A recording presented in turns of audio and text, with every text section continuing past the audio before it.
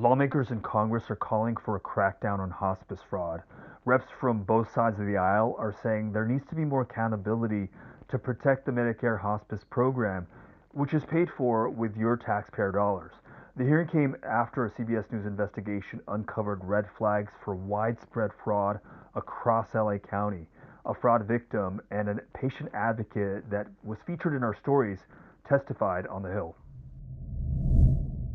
We are holding this hearing because the American people are demanding answers about the theft of their tax dollars and their Medicare benefits. To the fraudsters, your time operating in the dark is way over. I think a hearing on fraud before this committee is years overdue. Tough talk is just not a substitute for an effective congressional response and effective enforcement. There are hundreds and hundreds and hundreds of scammer hospice elections that are happening, and people are losing access to the care that they need. And we need to take that seriously. Imagine being told, in effect, that you are at the end of your life when you are not, and then being denied access to care because of that error. It was not just frustrating, it was terrifying. What is your message for policymakers in Sacramento and in Washington, D.C., who ignored victims of healthcare fraud for way too long? My message is simply, because you here have the capacity and the ability, I would like to entrust you with the responsibility as well to take action by working together to solve this problem. I'm sure there's a lot of things that we could do that would start making a big difference. We need better enforcement on entry. We need better enforcement at licensure at the state level. We need it at the certification, the accreditation agencies.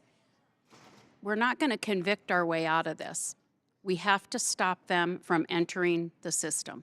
How do these anti-fraud actions allow you and your legitimate hospice providers to focus on improving patient care and quality of life during their final days?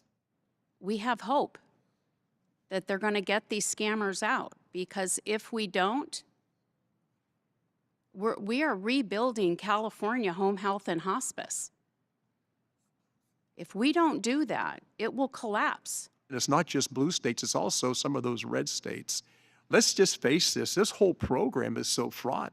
There's so much fraud in it. That it has to be a process of no blame, just working together to identify possible solutions that we all can agree on, and then create a mechanism to achieve them. We talk about